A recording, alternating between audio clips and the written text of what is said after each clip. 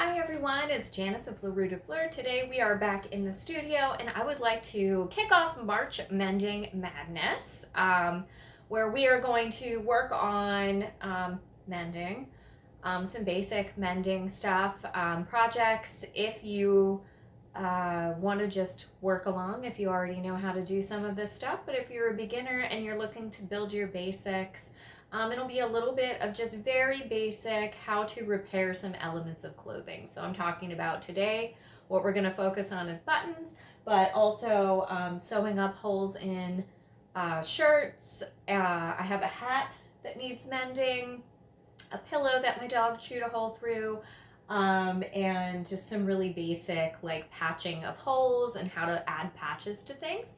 So we're going to work on those couple of projects over the next few weeks. And just like really good basic skills and what do I do here. So I'm just going to talk you through how I would solve the problem. There's lots and lots of ways to mend your clothing. You can do lots of visible mending, all kinds of patches, different designs, and all sorts of things. You can be super creative with it, or you can just return it to as much function as possible. And we're going to go through a few of those things. I also have something over on my dress form that I've been dying to get to. I don't know, that's a little time dependent because I have a lot going on this month. I'm going to be teaching a bunch more. I also would really like to use this fabric that I found in one of my donation things that someone had given me, and see if I can use my Scout tee pattern to make a really simple tee that I could wear this summer. It's like a really lightweight cotton in this kind of cool vintage, it almost looks like a bunch of trims run together, but I don't know. I was gonna get rid of it, and then I was like, actually, that's really cute. I would probably wear that with jean shorts or like navy blue shorts or something like that. So anyway, that's something I'm hoping to get to. That'll probably be closer to the end of the month. Anyway, today's video is going to be kind of short. I'm just going to take you through a couple of like basic button mending. I have a whole stack of things to fix the buttons on, and I'm going to get out my big button bin and we're going to work through it. So I hope you'll enjoy me. Yeah, let's get going.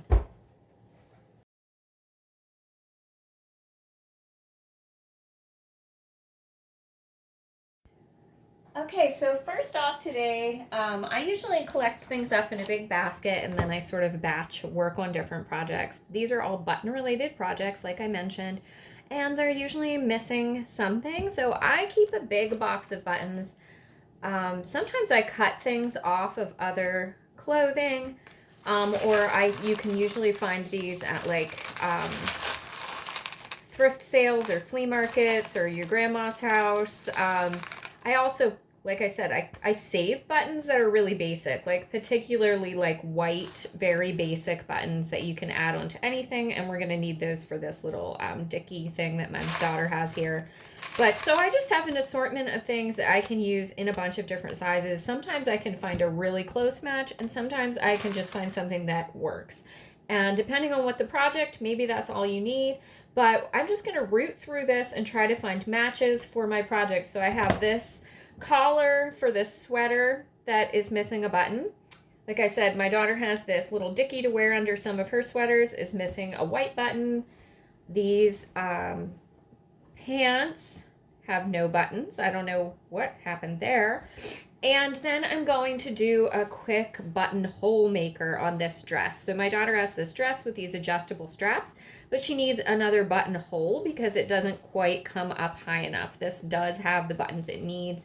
She just needs more holes. So we're going to work on that project. Actually, I better check. Is that correct, what I'm doing? I think so. Anyway, yeah, I just need to work on this buttonhole project. Oh, I see. It goes around the neck. Okay, well, I had to look at it. So anyway, step one, evaluate what you're working with, right? So what are we trying to accomplish here? It'd probably be a great idea to put like a little note on things or put them in a little baggie with a piece of paper that tells you what was wrong with it and when you need it fixed. That'd be a lot less chaotic than throwing it in a basket. But as long as you're willing to take a step back and take a little time to work with it, you can usually get it sorted. So first I need a black button.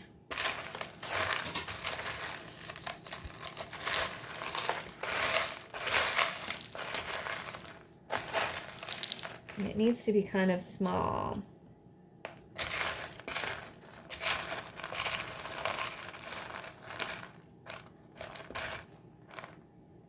This is what they look like.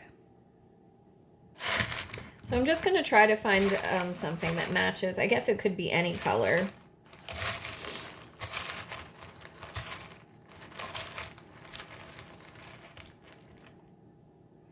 That's pretty close. And it's the same size, so it should fit through the hole. So that's perfect. We'll use that one. So I'm just going to set all of my assortment of things in a little bin. And then, oh, these are fun.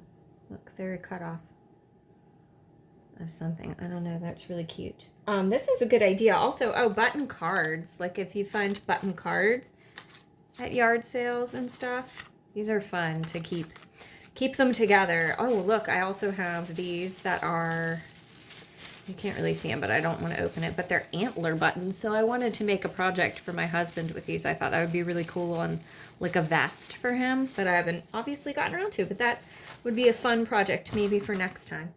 Anyway, I'm going to sort through these. I'm going to grab a little dish and put my button selections in there, and then I'll come right back and we'll start working.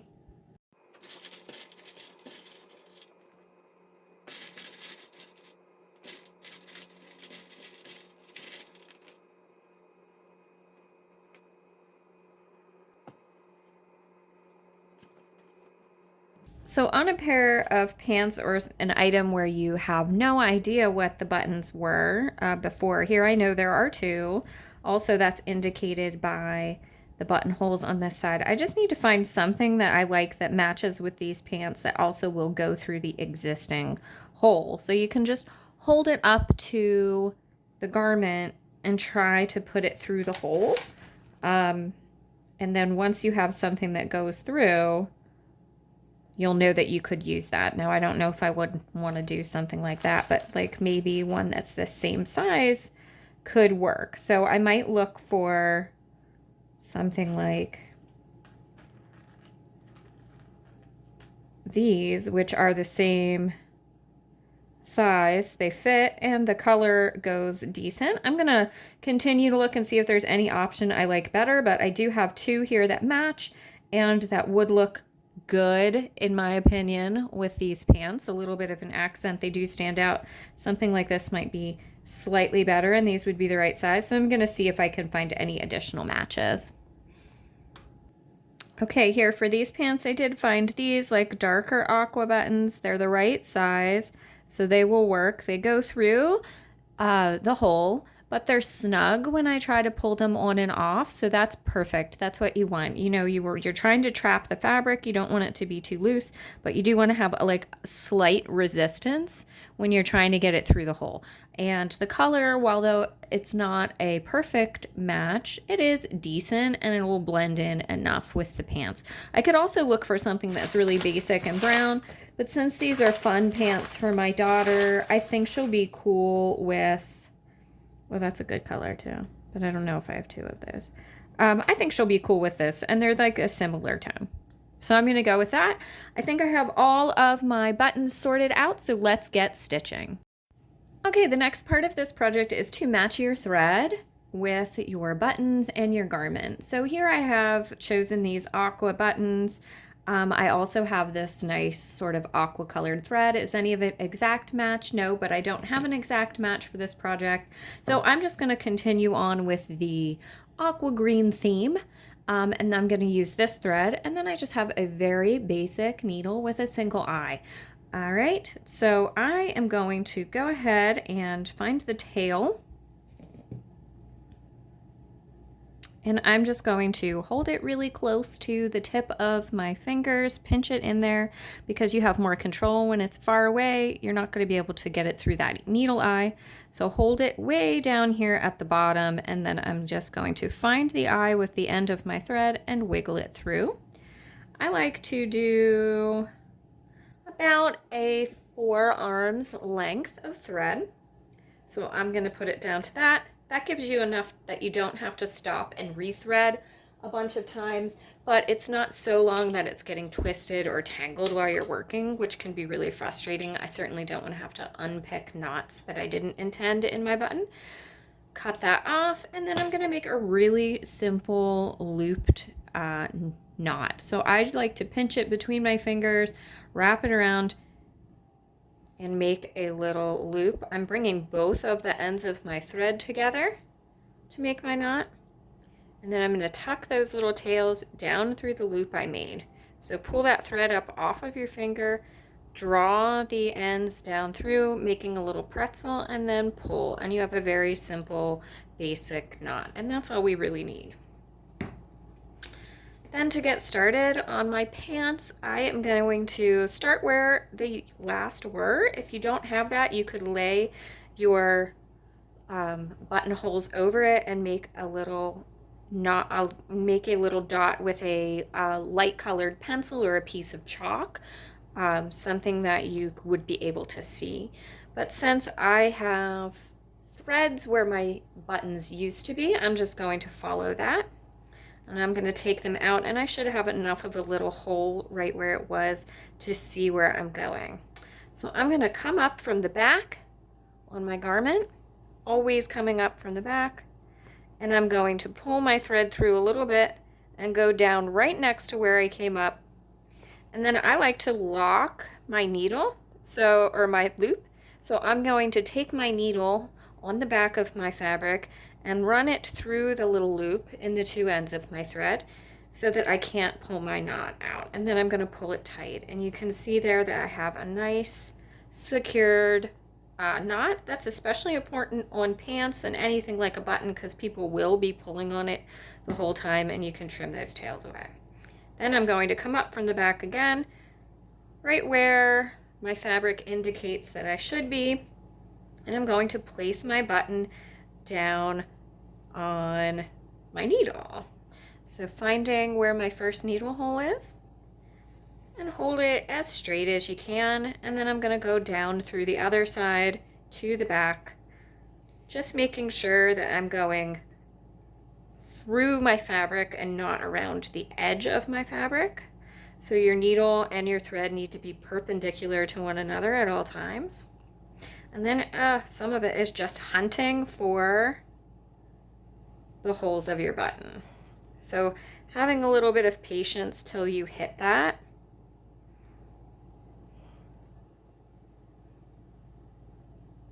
Can help to tip your button forward and then poke your needle through until you can find it. And then once you have a little bit going on the back, it'll be easier to see. So you just want to pull till you have tension, right? So we want all of the threads to be tight. We don't need to yank at it, but we want to have tension so we don't have any loops that are unintended. And then we're just going to go around it several times. I typically do like 4 times. And it becomes easier because now I can see where my needle went through the last time. So it's easier for me to find it. And you just go around a few times. So this is just a 2-eye button, so we can only really go over the center. There's not really like a bunch of designing here or anything tricky. We're just going over top of the holes, or over top of the area between the holes and using the holes to go up and down. So like I said, whenever I get to about 4 is whenever I stop. 4 is enough. You don't want it super thick either. And then when I'm on the back, I bring my needle through the loop that I've made, and we're gonna make a knot. So I go up through those stitches, and I create a little loop with my thread there. And then I'm going to take my needle underneath from the back and around it again. So you get a few twists of thread around your loop, see the twists, and then when you pull, that creates the knot to finish off your piece, and then you can cut the tail there. So I'm just going to do that. I'm actually going to run my needle I'm just going to cut it off. So I'm not just going to cut them off so I don't have a bunch of tails back there. You just don't want to cut your knot, but you can cut fairly close down to it. And then I'm going to repeat it for the next button. And that is the very simple 2-eye button repair.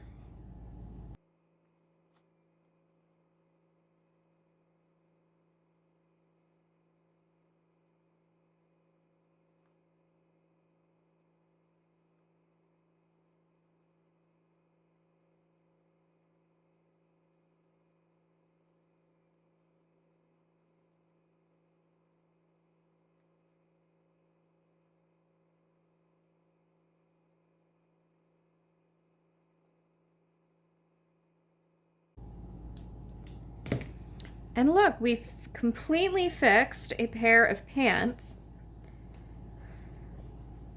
because now she can close them again. Ta-da! So we've saved something from the garbage pile. Lovely. Okay, let's move on to a 4-eye. Just quickly before we move on to the 4-eye, I did want to show that I did indeed finish the collar buttons as well. For this one, it's really the very similar process, except the difference with this is that I am sort of angling my thread through, as you can see there, so that it doesn't pop out on the back because this waist or this collar is folded over and I can sort of slide it between the 2 layers, and that way you don't get a line of visible thread on the back collar in case I wouldn't want to wear the collar at some point. But that certainly is a very minor detail and you would not need to do that. And then finally, to finish it, I'm just running my thread through one of the loops that you can see there, but I'm going back through and looping it around simply the same exact way. I'm just kind of like angling a little bit more, and that is all of the 2 eyes. Okay, the only thing that's different for a 4-eyed button is obviously we have more holes to sew through, but you're just going to prepare all of your materials. Sorry, my fingernails are so dirty. I had a preschool thing this morning. Anyway, and there's paint underneath of there. They're very messy, those preschool kids. Anyway, so you're going to prepare everything. Goodness. Everything the same way. Making that simple knot. This time I did care that my color selection was good. I did choose white. You can see, I hope, in here, there are 4 little holes left behind in my fabric from where my button sat last time. I'm just going to use those holes. And I'm going to start my needle the same way. I'm just going to come up through one of those holes, and I'm going to go down really right next to it with the very tiniest bit of fabric in between. And that is going to allow me to lock my knot. Oops. And if you do that, if you pull it down too tight, just pull it back. And I'm going to go through that loop with my needle, and I'm just going to lock my knot in place so I can't pull it out. I'm going to get this tail out of my way so that I don't bring it up through the other side of fabric. And then I'm just going to find that first hole that exists, and I'm gonna put my button right on there. Oh, this one needs cleaned off. If you have little buttons that need cleaned off, you can just run your scissors and cut it really close. Or if you have a seam ripper, which I highly recommend. These work great because you can get them underneath of loops of things, and then you just pull it forward and that pops everything right off. So if you're going to sew, you're going to need the seam ripper, okay? Even just for mending buttons and stuff, it's great. Any mistake can be fixed with a seam ripper. Okay, so then we're just going to line that up basically where those holes were before and use the same holes. The only reason to not do that would be if there was like a reason that your button ripped out because the fabric is degraded behind it, and then you might have to patch that first. But we're going to go ahead and, oh goodness. Well, we have a rat to pick out because I wasn't paying attention. But if you do something like this, don't get frustrated because It's really not that big of a deal. You can either figure out what went wrong by picking at it for a minute, trying to find the loops. Just watch where the loops are going. Or, you know what, if you get really in a bind there, in a knot you can't figure out, look, it's just thread. So we can cut it off and start over. Not a big deal. Okay? Don't let stuff like that frustrate you. I know I work with a lot of new time sewists, and they just get so frustrated to make mistakes or to have knots in things. But it's just really not necessary to get worried about, because you can undo it all. Like, no one has to know that you did this twice unless you're filming it for YouTube. And then they will, but that's okay, because that's a teachable moment. I don't know why this thread is being so fussy today, but that's my problem there. So maybe holding on, if it's like snagging for some reason, I'm going to hold on to it and just draw my loop with my other hand to make sure that it is pulling through correctly, because for some reason it's dragging on the one side, and that's what's causing it to be uneven and therefore create little knots. So I'm just going to be mindful of that while I'm working. Okay, so now we're good, I think, this time. So it's the same procedure. I'm just going to find those holes and stick my button over it, come up through with my needle. This time you're going to make a little cross stitch or a little tiny X. So I'm going to go diagonal here into the other hole that's diagonally across, and then pull. And then I'm going to come up behind it and find the one that is across. And then I'm going to go diagonally to the other side, making a little cross stitch over my buttons. You can also do two like straight lines. You can do them parallel, you can do them perpendicular, however you want. But I like, when I have a 4-way button, to just do the crosses. And then you just repeat that again, like 3 or 4 times. I'm probably just going to do 3 because the 4-eye button holds it a lot better, because you're having more stitches going through that space. But you just repeat.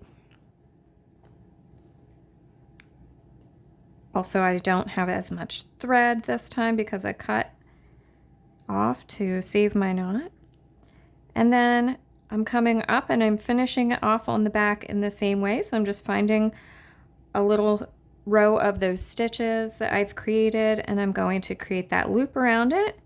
And then I'm just going to take my needle through it once, over the top and back through it twice, and then pull it down tight to the fabric. And that's it. That's all she wrote. We're done. We've repaired 3 garments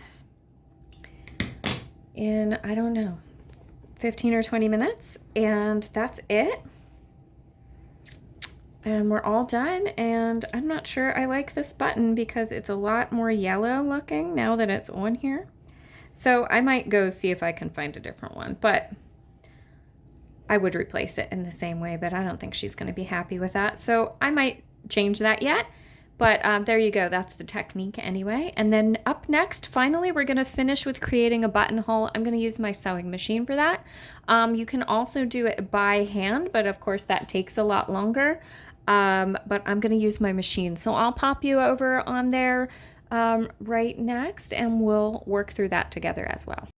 Okay, I just wanted to show that I went back and I found a different button that was a little bit brighter white instead of like a yellow color, and I replaced it. And so now that is fixed and it looks much better with the other buttons. Okay, so to begin with creating additional buttonholes, you're going to need a button that is the same size or the button that is on your garment. Because you will have a foot for your sewing machine, it looks something like this. And you should read the manufacturer's instructions of how to put it on exactly. But basically, you use this little gauge back here, and it slides, and that is the size hole it will make. So we need something that is the same size. So you could put your button in here, or it's easier to find one and like leave it in the tray so that you don't disrupt the size hole that you're going to make, because that is going to tell the machine how wide to go. So I'm going to pause. I'm going to find my little a button that matches this in size. It doesn't have to be the same one. It just needs to be the right size so it will make the correct hole, and you'll see what I'm talking about in a minute. And then you need to put this onto your machine. So presuming you don't sew a lot, your machine will come with a little screwdriver like this, and there are different knobs that you can tighten with your screwdriver, and you'll need to take off whatever other foot you have on here, and then attach this. So I have another piece that's not on there because this is one unit. I like to use my walking foot because I quilt and I use thicker fabrics a lot. But this is a regular foot for the sewing machine. And so I'm going to pop this off and put this on. You just put it through the notches, and all of this information would be in your sewing manual for your particular machine. So every machine might be a little bit different. So I would read the instructions on that, but basically this is how you would do it. If you've not changed the feet on your machine before, it's fairly simple. You just unscrew it and then pop the pieces off.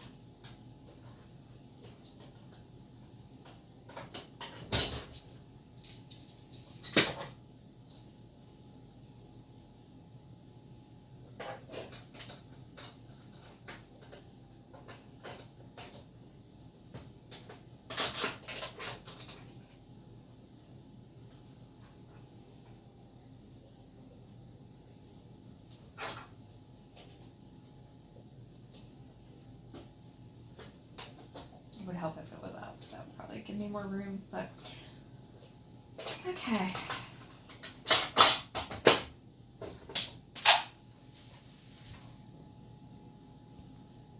Okay, so I found a button that is the correct size match. So I am going to put it in here in my gauge, and then I'm just going to slide my gauge closed until it's tight and the button doesn't fall out. Okay? And then you pop that on to your machine. Mine pops on here at the front. You just line it down, and then it will lift the whole foot up, and this is what moves back and forth.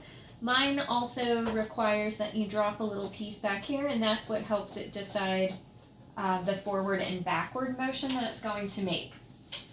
Okay, so now we're set up with our foot. The next thing we need to do is look at the kind of buttonhole we have. So your machine probably has something like this at the top that's a key, or it will be a key in your manual.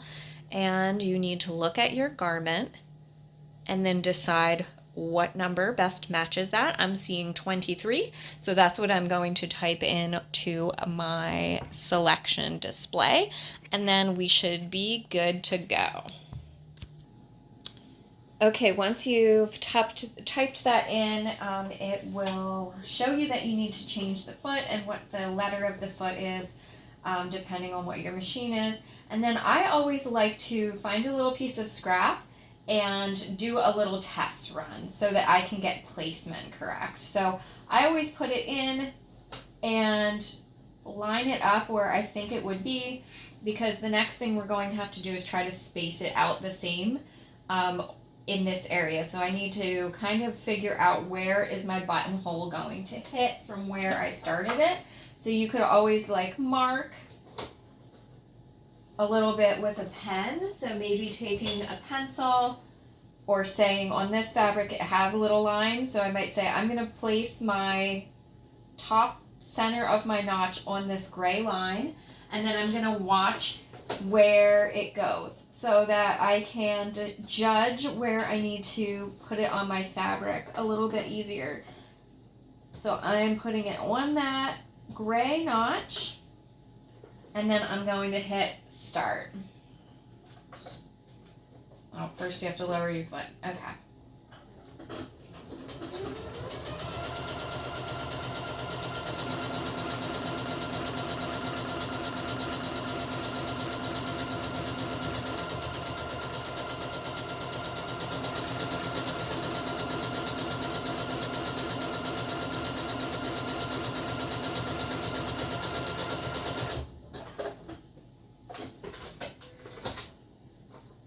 And then it will run like so, and then you can see, all right, so it started a little bit further up from where my line was, so whenever I go to put it on my garment, I need to keep that in mind. I also can see at this point if it's making the same size or not, and it is slightly bigger than what these holes are, so I might want to change my button, and right now is a really good time to do that. So I can see that it's a little bit bigger up here than what I want, so I maybe don't have it locked in tight enough, or maybe this button isn't quite correct, so I can still change that at this point, so I am going to.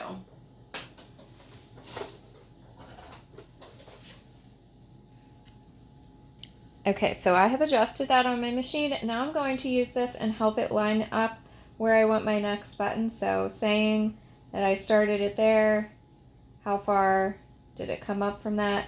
I'm just going to try to judge where I would want it to hit so that it's about evenly spaced. So I'm going to say right there, and I can put a little line there. This is not an exact science. It's kind of like guesstimation. So I'm going to put that slightly in front of where my foot is so that I will start there. And then I will still have that spacing between. I know that's a little weird and complicated, but just do some test runs, and then usually it doesn't matter like that much if it's off a little bit, so don't let that stress you out.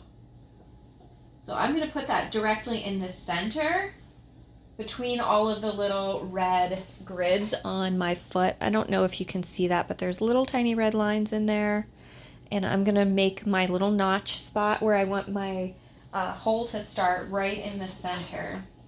And then I'm going to go. Oops.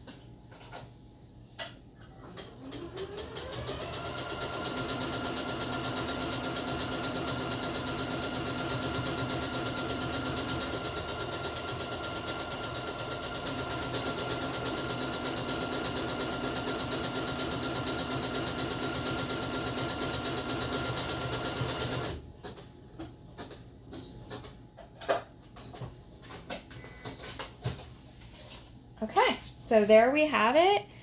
You can see it did a pretty good job. It's maybe slightly forward of what I would have wanted, but it is the same size now because I sized my button down a little bit. And then all you need to do is take an X-Acto knife or a little razor blade, and you slice that open so that your button can go through the hole. So I'm going to do another one on the other side so she can make it adjustable, and then we're going to call it good. So I'm just going to use this one to line it up the same. And I'm going to put that little notch back. It's harder to see because there's like navy blue on this side, but I'm just going to eyeball it the best I can.